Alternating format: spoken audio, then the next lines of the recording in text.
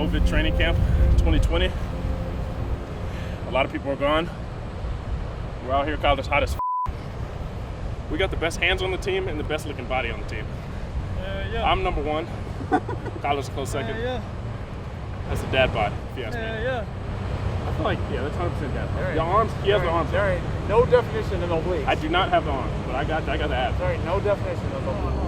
I need the same 6 feet apart. I got 8'2". I got 2 small ones. 6 feet apart, my bad. 6 feet apart. Dude, I could go like this. I look like this. All right, get the out of here. I know I'm going to be able to tell my kids during 2020 I was able to fight against racial injustice. When you see him walk out on the field, we probably got the same goosebumps. Gave me chills. In the NFL, you only have so many windows, and you have to take advantage of those windows. There was a lot of apprehension before they got here, but once they got here and saw it, they really felt, like it was a safe environment. It's all new, but at the end of the day, it's something that has to be done.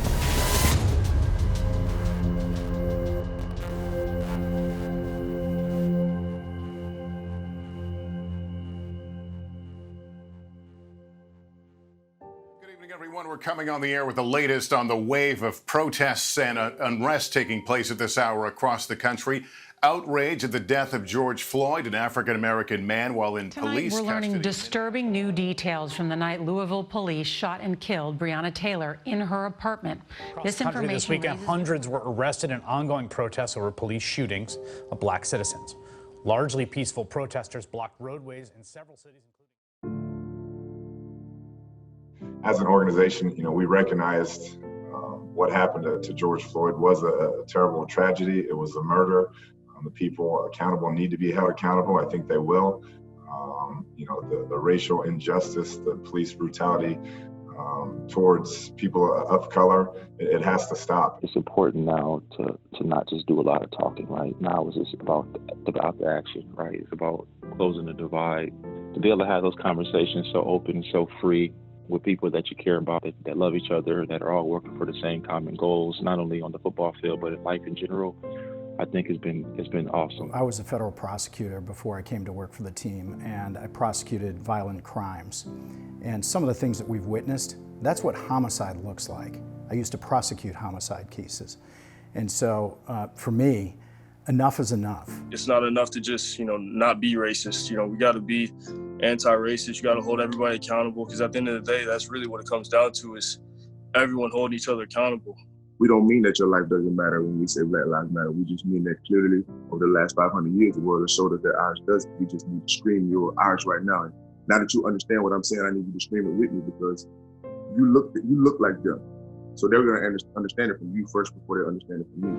What do we want? Justice. What do we want it? Now. What do we want? Justice. When do we want it? Now. It's bigger than athletes. I think we've kind of raised, the nation's eye of doing things a certain way. And, by kneeling, by, participating in certain, protests. I think, obviously athletes have a very big platform, and a lot of people are going to follow us. And I think we've done a great job of leading the right way. If you're white and you got white friends that, feel this certain type of way or don't understand what's going on, it's on you to educate them, as well as, Black, Hispanic, any other ethnicity. If you have any racist friends, it's on you to, stop that immediately and let them know, why that's not right. We've had a lot of great internal discussions, and it was about race. And Coach led them with our players. I've led them with our staff. Obviously, Larry's published a piece. Corey Peters has been doing a lot for many years. This is a topic that's been important to him. He and I have worked together on our internal committee that we've been running since 2017. We've met with the governor. We've gone out to Lewis Prison. We've gone and met with police chiefs long ago to talk about this. It was last year. It was in 2019. And, it's still going on in the United States. So we've done a lot of different things. Corey, I love him. I mean, he is passionate, and he zeroes right in on the issues, and he does a terrific job, he and his wife. Police brutality has been brought to the forefront right now, but there are all systems in place in this country across all fields, and that's the education system. You know, we talk about the prison pipeline, it's all tied together. I'm tired of seeing our inner city schools being poorly funded, those students not having as good an opportunity as other students to have success. Hey, how y'all doing? What's up, y'all? Hey guys, I'm Corey Peters. Thanks for participating in the book club. I'm very excited. I look forward to really know each of you. One of our main programs, Peters Educational Enrichment Project, is this book club, free discussion, getting them to think for themselves and just learn a little bit more about how the world operates. That's gonna affect her for the rest of her life. You just want to expose them to new ideas, new thoughts, maybe new career paths. Every week we try to have a different person come on from a different walk of life. In order to be a great leader, you know, you have to be disciplined in doing the things that you want to do. You want to look at what you want to study. You want to look at the cost of the education. Being accountable. And if you don't know what that means, it's like, this is my job. This is what I'm going to do. This is what I have to do. God blessed me with this position because he knew that I would give back with it. And people put out a ladder for me to climb to success. And it's gonna be my goal to climb as high as I can climb on that ladder, but it's also my goal to leave that ladder behind me and to make it easier for people that are coming behind me. Are y'all enjoying it, or it's good so far? I was a little heavier than I anticipated, but I thought it was good too.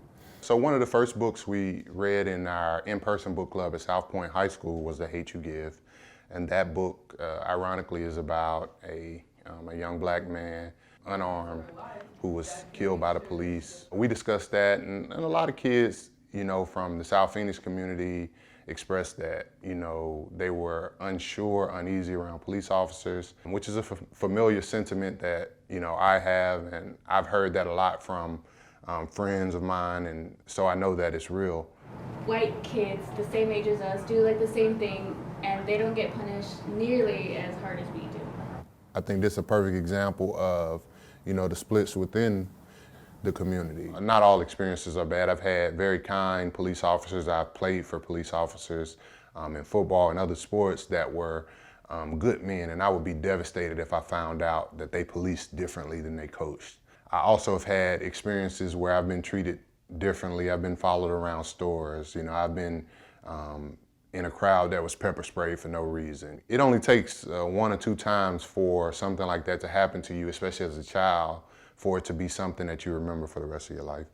Like, why should I be scared of someone that you're supposed to protect me? This has been a wake-up call to everybody, you know, and a question that I've had to ask myself is, you know, am I doing enough? Are my programs effective? So I'd like to see the NFL really take the lead with our platform, organization, and players. I think we can have a huge impact here in the Phoenix area, and every team can take their area and have just as big impact.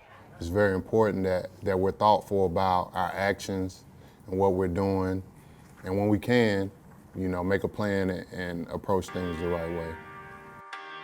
Well, it may have taken a little bit longer than expected, but finally, the rookies walk into the Dignity Health Arizona Cardinals Training Center for the first time. And oh yeah, they put pen to paper and sign their first professional contract. You alright? I was about to go in for the whole time. I forgot we can't even do that. New times. Yeah, crazy. Man. You ready to roll? Oh yeah. Awesome. It's been fun, man.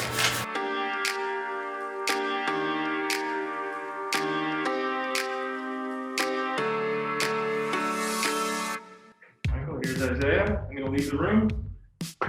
Isaiah. Oh, how you doing? I'm doing very well. It's nice to finally get a chance to see you and talk to you, even though it's virtually. I wish it could be in person. Today we're gonna sign your rookie contract. Kind of a cool day. Did you ever dream about maybe someday signing an NFL contract?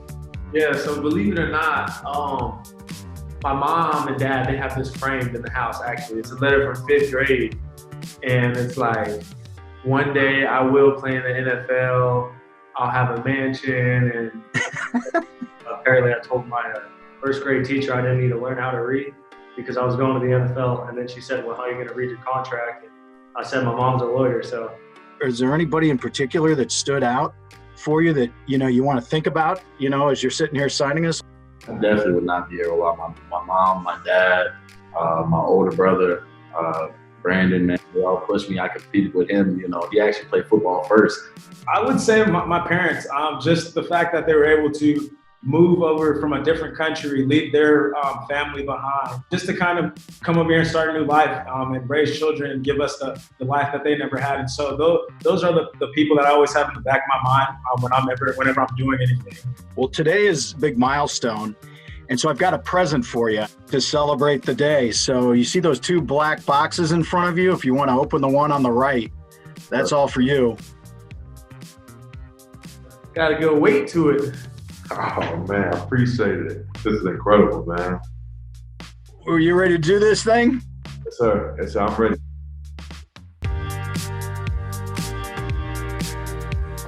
Signing of the contract is something that you put in all the hard work, and I mean, this feeling right here is special, and it's something that you work so hard for. So for it to happen, it's a blessing. I'm excited, and thank you for all your patience. This has been obviously an odd year with COVID and everything else going on, and it's going to be some more challenges ahead until they find a vaccine. NFL players and the Players Union have been at odds over how to bring players safely into training camp. But this morning, one issue, perhaps the most important issue, is now agreed upon. Players will be tested every day for the first 2 weeks of training camp. Then they'll be tested every other day. Awesome. COVID test, baby. 21 years full-time in the NFL. There's been some things that pop up over the years that are challenging, but you know, by far, this is it. You know, from top to bottom, since March 15th, I've been here every single day in the building, just trying to make sure that everything is set to ensure that we have the best chance of success as possible. The teams that figure this out and comply and do it the right way are going to be more successful. You'll have less of a chance of losing people for an amount of time and games missed. So I think that rang home with our players as a group, and there was a huge amount of buy-in because of that.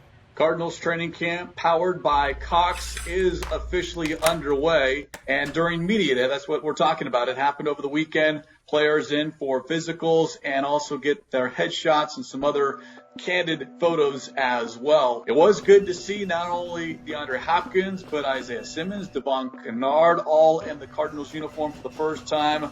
Man, it's been so exciting being able to get out here, come into the facility, meet the staff, put faces to some names and meet people in person. What I thought was pretty cool is how fast we got these, this technology and new things that we got in our locker room. If you go into our locker rooms now, you'll see these big plexiglasses that separates us, so we're not on top of each other. Even the seating areas are different for where we're eating in our cafeteria. So we're definitely taking these protocols very seriously, and it definitely shows when you walk into our workplace. Every morning before you come through, when you come in the facility, you have to fill out a form online. It's quite a process. Players come into the checkpoint. They have a daily questionnaire, which is an app on their phone that they fill out before they get here. Any yes answers on the questionnaire app I get before they even arrive, and so they get instructions on how to proceed. When they get here, they automatically are getting their temperature checked as soon as they walked in the door. 96.6, good to go. Thank you. And then you're able to finally walk in and take your test, and it's a nose swab. It's not the one that goes all the way through the back of the brain, thank God, but it's 15 seconds on each nostril. Check it, make sure your name is right. After you do that, pick up your little monitor. It tells you like who you've been around and when you're 6 feet apart from someone and when you're not. So these are our Connexon, these are our contact tracers. The data is real interesting. If we get a positive test result, all our results are in 24 hours. IQVIA will send us all the data on people that have been within 6 feet for 10 minutes or more. And it can go back several days. So interesting data as far as being able to contact trace anybody in the building. We've gotten really good feedback from the players. There was a lot of apprehension before they got here. What's it going to be like? What are we supposed to do? Kind of worried about some of the precautions. But once they got here and saw it, saw how we're managing the locker room space, saw the electrostatic spray guns that we have and people walking around behind and cleaning everything. Everybody's wearing a mask. It really turned out to be comforting for them, and they really felt like it was a safe environment. It's definitely different, but I mean, for me, just being here, it all feels normal, and it kind of, in a way, just because, we're finally back in the building with all the guys. And at the end of the day, I'm a football player. I love to play football, so this is all, it's all new, but at the end of the day, it's something that has to be done. The black tee is kind of home base. Variety of both kind of game face, and then we'll ask you to throw a smile in every once in a while too. Everything's in slow motion, so you know it's gonna look cooler in slow motion.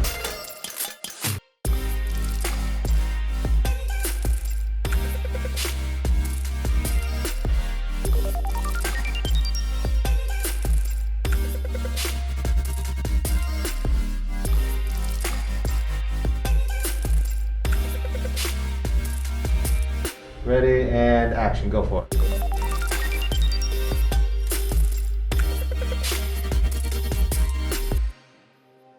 I like Arizona. It feels like home. Being here, moving away from Houston. I have family coming out here with me, but Arizona is definitely a place that, I see my legacy continuing. I just want to say this to you. Right now, you're the best in the game. I know. I just happened to be mic'd up, and I said, this week, I'm gonna kind of do something different, something that I usually don't do, and that's be boastful about who I am, what I am. I was kind of tired of being looked over as not the best receiver in the game. So when Kevin Ross mentioned that was my statement. I've been putting a lot of receivers in that P2 witness protection program. Number 10 about to get added to the list.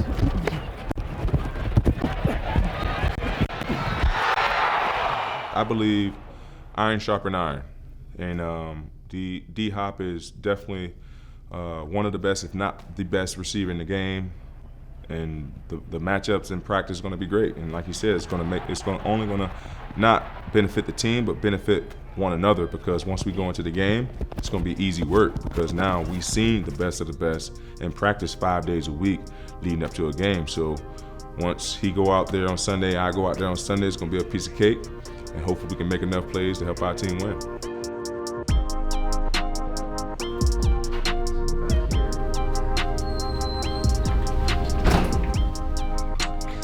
Hey DeAndre, putting that new uniform on over the weekend for the pictures, what did that feel like?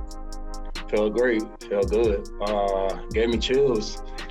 Not gonna lie, man, it felt real good to be part of a great organization. And man, the Cardinal red and white and black look good on me, if I do say so myself. Hey DeAndre, what are your impressions of Kyler Murray's throwing ability now that you've been with him up close a little bit? And Kyler has an arm. Obviously, I'm thankful to play with a quarterback like that can make any throw anywhere on the field and has confidence to do it.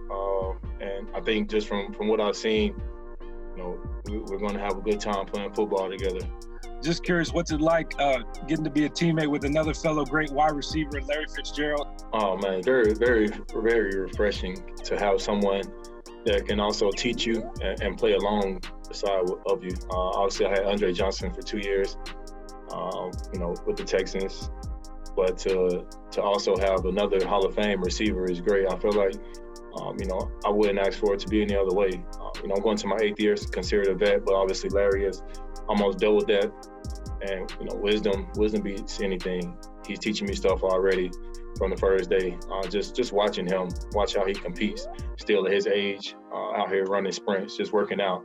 It's very motivational to see for myself. But I've had nothing but respect for Larry since I started playing football, since I knew I wanted to be a receiver. And before that, I had a lot of respect for Larry and the way he carries himself, not just on the field, but off the field. And he's a guy that I looked up to. What's sort of the keys that you focus on here now with, a new quarterback working with Kyler for the first time to form that chemistry here early on during training camp? To form that chemistry, it's not just on the field, but off the field. Us communicating, texting each other, calling each other, and just building a camaraderie of, something that is going to last for a long time, not just, while we're playing football, but after football. But my expectations is us becoming best friends and doing everything together because I have to be on the same page with my quarterback no matter what for us to be successful as a team, not just him and I. But Kyler has done a great job of leading and helping me, kind of get up to speed with what's going on with the playbook and everything. So, I think we're off to a good start.